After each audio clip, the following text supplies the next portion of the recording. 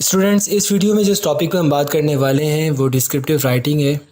Descriptive paragraph कि ये कैसे लिखा जाता है। हम इसमें सिर्फ ये नहीं जानेंगे कि डिस्क्रिप्टिव पैराग्राफ होता है क्या है, बल्कि ये भी सीखेंगे कि इसको लिखना कैसे है। तो मैं टॉपिक को स्टार्ट करना चाहूँगा।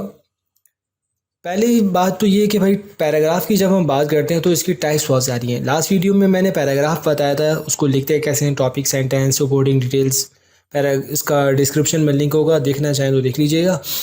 यहाँ पर मैं इस टॉपिक को स्टार्ट करने से पहले बताना चाहता हूँ कि पैराग्राफ की टाइप्स भी बहुत सी होती हैं। अब यहाँ आपको डिस्क्रिप्टिव पैराग्राफ भी लिखा हुआ दिख रहा है, नैरेटिव भी लिख रहा है और एक्सपोजिटरी भी लिखा हुआ दिख रहा है, परसुएसिव भी। हर एक का पर्पस डिफरेंट होता है। ये समझ लें कि पैराग्राफ एक ऐसा टूल है जिसके ज़रिए राइटर अपना मैसेज कन्वे करता है, अपने आइडियाज़ को कम्युनिकेट करता है। अब आइडियाज़ भी डिफरेंट टाइप के होते हैं। डिस्क्रिप्टिव पैराग्राफ कब यूज़ किया जाता है, इसका क्या पर्पस होता है, इसको यहाँ देख लीजिए। अगर डिस्क्रिप्टिव पैराग्राफ की हम बात करें तो इसका पर्पस असल में चीज़ों को डिस्क्राइब करना होता है, जैसा कि इसके नाम से वाज़ेह है। और ये पैराग्राफ रीडर को एक ऐसा एक्सपीरियंस पेश करता है किसी भी चीज़ के बारे में, किसी भी इवेंट के बारे में, किसी पर्सन के बारे में, किसी जगह के बारे में, कि वो बिल्कुल उसको विविड दिखाई देता है। ऐसा नहीं होता है कि वो उसको आप उसको बताते हैं, बल्कि आप उसको दिखाते हैं। वो डिस्क्रिप्टिव पैराग्राफ में बताने से ज़्यादा दिखाने पर फोकस किया जाता है। अब ये कैसे होगा, इसकी बात अभी आगे आने वाली है। बस यूँ समझ लो कि आपने ऐसे वर्ड्स को यूज़ करना होता है इसमें कि आप सेंस को टच करें, उसके आपके रीडर के सेंस को वो टच करे। रीडर उस चीज़ को देख तो नहीं सकता, ज़ाहिर है वो पढ़ रहा है, वो देख नहीं सकता, लेकिन उसको ये पता होता है कि वो जिस चीज़ को आप बता रहे हैं वो कैसी दिखाई देती है। वो उस चीज़ को चख नहीं सकता, उसका जायका उसको नहीं पता होता, लेकिन उसको आपकी राइटिंग से ज़रूर ये पता चल जाता है कि वो चीज़ साल्टिश है, मतलब उसमें उसका जायका मीठा है या नमकीन है। वो उसको टच नहीं कर सकता, लेकिन उसको पता होता है उसकी सरफेस कैसी है। तो यूँ समझ लें कि आप सेंसेस को टच करते हैं, उसको खुशबू नहीं आ रही उस चीज़ की, लेकिन आप बताते हैं कि वो ऐसी है। सही है। अब ये कैसे किया जाता है, देखिए हम इसके लिए मॉडिफायर्स यूज़ करते हैं और फिगरेटिव लैंग्वेज यूज़ करते हैं। मॉडिफायर से मुराद क्या है, ज़ाहिर वो वर्ड्स हैं जो मॉडिफाई करने के लिए लाए जाते हैं। एडजेक्टिव आपको पता है नाउन को मॉडिफाई करने के लिए लाया जाता है, और एडवर्ब जो है ये वर्ब को मॉडिफाई करता है। इसी तरह प्रीपोजिशनल फ्रेजेस मॉडिफाई करने के लिए यूज़ किए जाते हैं। फिगरेटिव लैंग्वेज की बात करें, इसमें मेटाफर, सिमिली बहुत सारी हैं वो पसंद। तो यूँ समझ लो कि आपने उसको कहीं सेंस से टच करवाना होता है, कहीं एक ऐसी पिक्चर, मेटाफर्स, सिमिली, इस तरह की चीज़ें यूज़ करके उसके माइंड में लानी होती है ताकि वो उसको पूरे तौर पर जान सके। अब कैसे लिखा जाए ये बात ज़्यादा इम्पॉर्टेंट है। तो देखो, पहला पॉइंट ये है कि लिखने से पहले तुम इन चीज़ों को स्टडी कर लो जिनके बारे में तुम लिखना चाहते हो। उस ऑब्जेक्ट के बारे में देखो, उसको देखो, ऑब्ज़र्व करो उसको हर एंगल से कि वो कैसा दिखाई देता है, उसका कलर कैसा है, अगर उसकी सरफेस है तो वही वो सरफेस कैसी है, अगर वो चीज़ कोई खाने पीने की या फ्लावर ही है चलें, उसकी स्मेल कैसी है, उसको क्या किसी चीज़ से तशबीह दी जा सकती है, किसी तरह बताया जा सकता है। पहली बात, 5 सेंसेस को टच करना है, ऐसे वर्ड्स यूज़ करने हैं जो कि आपके रीडर के माइंड में एक मंजर लेकर आ जाए। जैसे मैं ये कहता हूँ कि आई सॉ अ कैट, मैंने एक बिल्ली देखी, तो ये डिस्क्रिप्टिव राइटिंग का सेंटेंस नहीं हो सकता। अगर मैं कहता हूँ I saw a small cat, हाँ, अब स्मॉल से कुछ पता चल गया कि वो कैट है लेकिन स्मॉल है। अब मैं साथ भी बता देता हूँ ये भी कि I saw a brown small cat. अब ब्राउन भी है, स्मॉल भी है, पता चल गया आपको। सही। सो इसी तरह की बातों को आपने लाना होता है। आपने ये भी बताना होता है डिस्क्रिप्टिव पैराग्राफ में कि अगर ये पॉसिबल है वहाँ पर कि वो चीज़ अगर आपकी मेमोरी से बिलोंग करती है, आप किसी ऐसी चीज़ के बारे में बात कर रहे हैं, पुराना घर जहाँ हम पहले रहा करते थे बचपन में, वो कैसा था। अब आप आपकी एसोसिएशन है ना उससे, आपने फील कर लिया है कि वो वहाँ पर हमारी रातें इस तरह कटा करती थीं। वहाँ एक रेलवे स्टेशन भी था जहाँ से जब कभी ट्रेन गुज़रा करती थी तो कानों में एक अजीब शोर वाली आवाज़ जो कि कानों को अच्छी नहीं लगती, एक जो भी आप उसको कहना चाहें, हो सकता है किसी को अच्छी भी लगती हो। तो आप इस तरह उसको रिलेट करके बता सकते हैं। मेमोरीज़ जो होती है ना, उसके बारे में इंसान फ़ील करता है। तो आपने गोया कि फ़ील करवाना है सामने वाले को। सामने वाला मतलब आपका रीडर। जब ये सारी बातें आपको पता चल रहा है, देन ऑर्गेनाइज योर इन्फॉर्मेशन। फिर देखें ज़रा कि यार ये वाली बात बताना पहले मुनासिब होगा, ये बाद में। किस तरह का मैसेज आप कन्वे करना चाहते हैं, डिपेंड ये बात करती है, ये चीज़ मैटर करती है, बताना क्या है। और उसी के अकॉर्डिंग आप डिटेल्स लाना चाहेंगे। अब ज़ाहिर है आप वो वाली बातें नहीं बताना चाहते अपने रीडर्स को जो कि आपकी पर्सनल लाइफ से बिलोंग करती हैं। तो इट्स ओके, प्राइवेसी भी कोई चीज़ होती है। क्लियर हो गया? शो नॉट टेल, आपने बताना है, शो करवाना है, बताना नहीं है। अब देखो पहली एग्जांपल लिखी हुई है, I am describing, topic sentence ही तुमने ये लिखा, अगर first sentence I am describing my pen because I love to write. अब ये जो है ये बता रहा है, ये जुमला ये शो नहीं कर रहा है। अगर आप सेकंड वाले को देखें तो ये डिस्क्रिप्टिव राइटिंग का एक अच्छा सैम्पल है। वो कैसे? क्योंकि इसमें ये शो करवाया जा रहा है, my ball point pen is my secret writing partner. ये मेरा सीक्रेट राइटिंग पार्टनर है। अब पेन नहीं कहा बल्कि बॉल पॉइंट कहा, पार्टनर की नहीं कहा, राइटिंग पार्टनर का। और राइटिंग पार्टनर भी नहीं बल्कि सीक्रेट राइटिंग पार्टनर का। और फिर आगे इसको किस तरह जोड़ते हैं उसकी टिप के बारे में बात करते हुए कि वो कैसी दिखाई देती है। The baby soft tip glides effortlessly across the page. वो पेज पर बग़ैर मुशक्क़त के चमक रही होती है। somehow seeming to pull my thoughts down from my brain।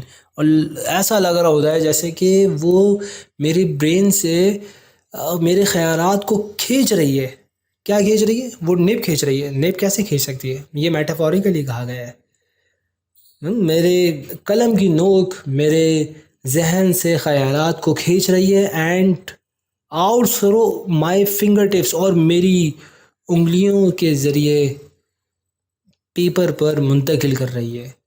वो कहा था ना किसी शायर ने कि जो दिल पे गुजरती है रकम करते रहेंगे, वही वाली बात है। फील करके बंदा जब जिक्र करता है ना तो ऐसे ही करता है वो। अब यहाँ पर देखो एक एग्जांपल मैं ये बताना चाहता हूँ कि इसके अंदर इसने डिस्क्रिप्टिव राइटिंग को किस तरह और मॉडिफायर्स को किस तरह यूज़ किया है। तो देखो ये बताया है कि एक क्लाउन है। क्लाउन तो आपको पता है ना, वो जोकर जो होता है उसकी बात हो रही है, लेकिन वो भी कौन सा वाला है? टॉय क्लाउन है, सही है, खिलौना जोकर का। तो वो कहता है कि on one corner of my dressers set a smiling clown. मेरी ड्रेसर के एक कॉर्नर पर, ये नहीं कहा मेरी ड्रेसर पर, बल्कि आपने उसको भी स्पेसिफिक कर दिया, उसमें भी एक लोकेशन बता दी कि on one corner of my dresser. वहाँ पर क्या है? एक क्लाउन पड़ा हुआ है? नहीं, सिट्स, वो बैठा हुआ है। अच्छा वो क्लाउन कैसा है? आपने ये भी बताया है कि वो क्लाउन टॉय क्लाउन है और वो स्माइलिंग टॉय क्लाउन है। तो ये वर्ड क्लाउन के बारे में बता रहा है कि क्लाउन कैसा है, वो स्माइल करता हुआ है और वो टॉय भी है। ऑन अ, अच्छा वो है बैठा हुआ तो है, लेकिन कहाँ बैठा हुआ है? ऑन अ टिनी यूनिसाइकिल पर, जो कि बहुत ही छोटी है। फिर आगे उसी की वजाहत करते हुए कह दिया कि अ गिफ्ट, एक ऐसा गिफ्ट है आई रिसीव्ड, जिसको मैंने रिसीव किया लास्ट क्रिसमस के मौके पर। सही है, लास्ट ईयर भी कह सकता था, लेकिन उसने ईयर में भी वही बता दिया कि इन महीनों में, ज़ाहिर है वो दिसंबर का जो ख़ास दिनों का मामला है क्रिसमस का, उसी में होता है ना वो। तो last Christmas from a friend नहीं कहा बल्कि फ्रॉम अ क्लोज फ्रेंड कहा। सही है। आगे देखिए मज़ीद उसकी वो वजाहत करता है, the clowns short yellow hair. अब देखो उसके बालों के बारे में बता रहा है कि वो बाल येलो हैं और शॉर्ट हैं और येलो हैं। मेड ऑफ यार्न, जो यार्न के बने हुए हैं, वो कवर्स इट्स ईयर्स, जो उसके कानों को कवर करते हैं। But is parted above the eyes, लेकिन ऐसा भी नहीं कि तुम समझो कि कानों को कवर कर रहे हैं तो शायद वो आँखों तक भी आ रहे हो, नहीं, आँखों की तरफ से वो कटे हुए हैं और वो वहाँ से उसकी आँखों के यूँ समझ लें कि ऊपर से ये बीबी कटिंग क्या जो भी कहना है उसको, वो होती है ना। अब वो आँखों की बात कर रहा है। The blue eyes are outlined, उसकी जो आइज़ हैं वो ब्लू हैं और वो आउटलाइंड हैं किससे? In black with thin dark lashes, ऐसे लैशेस से जो थिन भी हैं और डार्क भी हैं। उसकी जो ये हैं बहुएं रोज़, उसके ऊपर से ऐसा लगता है जैसे वो बह रही है, ऐसी आउटलाइन की है। मतलब आंखें नहीं हो गई, क्या गए वो शायर जिस तरह वो बड़ा चढ़ा कर अपने यार की जुल्फ़ों को और निगाहों को बयान करते हैं, वो इसी तरह बयान कर रहा है। और it has cherry red cheeks, उसके जो गाल हैं वो रेड हैं, लेकिन कैसे cherry red. Nose and lips, उसके चिक्स भी चेरी रेड है, नोज़ भी और लिप्स भी। And it's broad grin disappears into the white ruffle around its neck। और वो कहता है कि उसकी जो ब्रॉड ग्रिन है, ये जो फैली हुई मुस्कुराहट है, वो गायब हो जाती है उसके रफल, वो जो कॉलर होता है ना जो उसने पहना हुआ होता है ड्रेस, उसको कह रहा है वो, उसका जो रफल है, कॉलर टाइप जो चीज़ है, एक तो वो वाइट है और वो वाइड है। वो कहता है कि उसकी मुस्कुराहट उसमें छुप जाती है। सही है। और फिर उसके कॉस्ट्यूम पर वो बात कर रहा है मज़ीद। वो कहता है कि clown wears a fluffy two tone nylon costume. उसने जो कॉस्ट्यूम पहना है, ड्रेस जो पहना हुआ है, एक पहली बात तो है कि वो नायलॉन का बना हुआ है, मटेरियल बता दिया, टू टोन मतलब 2 कलर्स है उसमें, और फ्लफ़ी है वो। अब वो मज़ीद बताएगा कि राइट साइड कैसी है, लेफ़्ट साइड कैसी है। The left side of the outfit is light blue. Outfit देखो, यहाँ पर इसने आउटफिट कहा, जबकि तुम अगर यहाँ देखो तो ये कह रहा है कॉस्ट्यूम। यहाँ इसने कॉस्ट्यूम का वर्ड यूज़ किया ड्रेस के लिए, और यहाँ पर आउटफिट का यूज़ किया word. And the right side is red, two tone हो गया ना। The two colours merge in a dark line, और ये दोनों जो कलर्स हैं वो मर्ज हो जाते हैं एक डार्क लाइन में। That runs down the centre of the small outfit, जो कि उसके आउटफिट, छोटे से आउटफिट के सेंटर में है। तो इसके बारे में मज़ीद भी है, लेकिन यही कि वही वीडियो ज़रा लंबी हो जाएगी। तो मैं बस ये बताना चाहता था कि डिस्क्रिप्टिव राइटिंग होती कैसी है। अब यहाँ पर आप देखेंगे कि डिस्क्रिप्टिव राइटिंग अगर पर्सन के बारे में है तो उसकी एक एग्ज़ाम्पल है। मैं इसको बस थोड़ा सा अगर शॉर्ट करके बता देता हूँ। इसमें वो अपने क्लोज़ फ्रेंड के बारे में बात कर रहा है। वो कहता है कि मेरा क्लोज़ फ्रेंड है एक, उसका नाम डेनिस है और वो मेरे लिए बहुत इंपॉर्टेंट है। और फिर उसके बारे में वो बताया कि वो टॉल है और उसके ब्रॉड शोल्डर्स हैं, और वो ऐसे खड़ा होता है जैसा कि कोई हीरो, बिल्कुल ऐसे ही जैसे कि वो अपने साथ खड़े हुए शख्स को प्रोटेक्ट कर रहा है गोया के।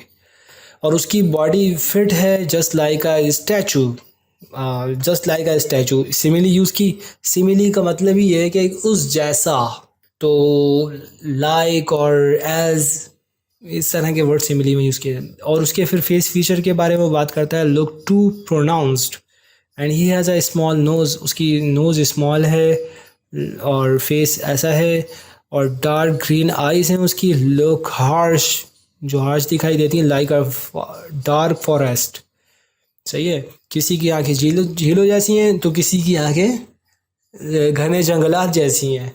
तो अब वही है कि वो मेल है ना शायद, हाँ मेल ही है ना, वो ब्रॉड शोल्डर्स हैं तो, और वो ही है। तो ये पैराग्राफ की मिसाल है, descriptive paragraph about a person. अगर आप ऑब्जेक्ट के बारे में देखें तो यहाँ पर एक ऑब्जेक्ट को वो बताया जा रहा है।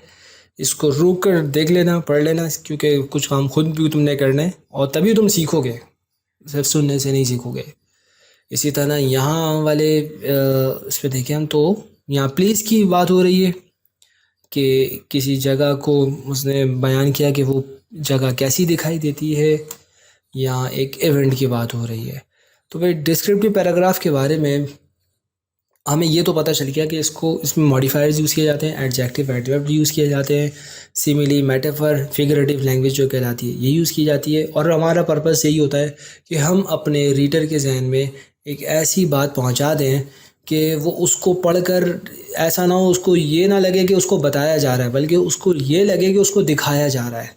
आपने नॉवेल्स अगर पढ़े हों तो आपको पता होगा, ऐसा लगता है जैसे कि कोई मूवी आप देख रहे हैं और ये याद नहीं आ रहा है वो कहाँ देखी है। बिल्कुल ऐसा है कि जैसे वो पिक्चर आपके माइंड में उतार देता है वो। तो यही होती है descriptive writing. So I hope आपको वीडियो पसंद आई होगी। पसंद आई है कमेंट में जाकर तुम ये बता सकते हो, लाइक करके, जो भी तुमने करना है। ओके जी, अस्सलाम वालेकुम वरहमतुल्लाहि वबरकातुहू।